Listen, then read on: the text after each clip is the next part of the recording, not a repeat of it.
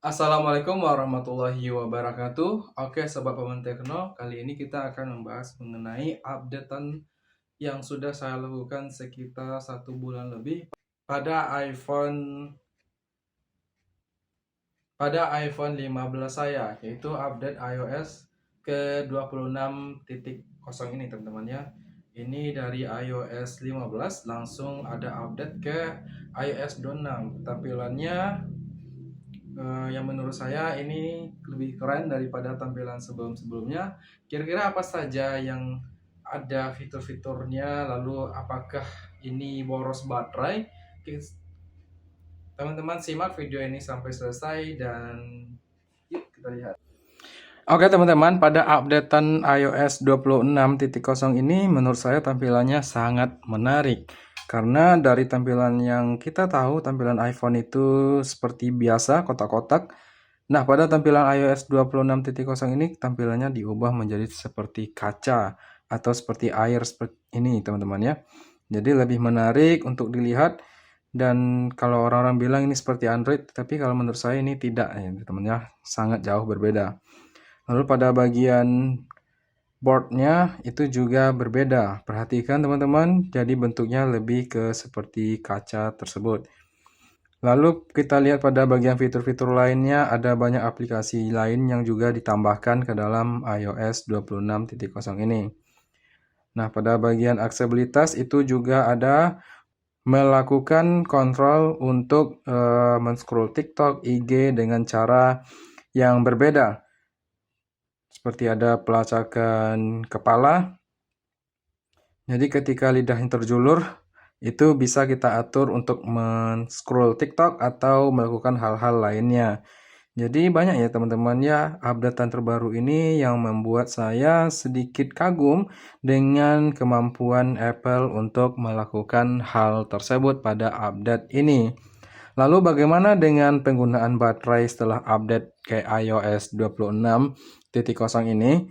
Pada iPhone 15 saya, untuk penggunaan baterainya itu menurut saya lebih hemat daripada penggunaan baterai di iOS sebelumnya. Karena jika kita menggunakan di iOS sebelumnya itu cepat sekali pada penggunaan baterainya. Tetapi pada iOS 26 ini menurut saya lebih hemat sedikit. Lalu untuk bug lainnya itu masih ada yang belum diperbaiki, seperti contohnya ketika teman-teman mengetik itu suara ketikan kadang besar, kadang kecil, itu masih belum diperbaiki oleh pihak Apple pada handphonenya. Nah, pengaturan-pengaturan lainnya yang berfokus pada 26.0 ini juga banyak teman-teman ya. Seperti tampilan kecerahan dan ada wallpaper baru yang ditambahkan ke dalam iOS 26.0 ini. Yang menurut saya untuk wallpapernya itu sangat keren. Nah, ini bisa teman-teman atur nanti pada pengaturan wallpaper baru di dalam handphone teman-teman. Jadi kesimpulannya, untuk update ini menurut saya sudah sangat baik dilakukan pada iPhone teman-teman. Jadi teman-teman tidak usah ragu untuk mengupdate iPhone teman-teman ke dalam versi 26.0 ini.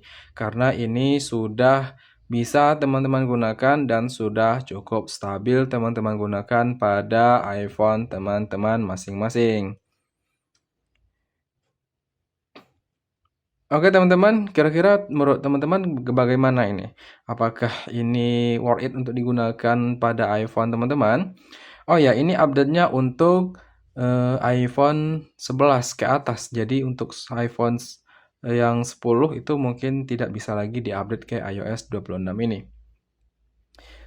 Jika teman-teman sudah mengupdate-nya, bagaimana nih menurut teman-teman? Silahkan teman-teman coba komentar di bawah.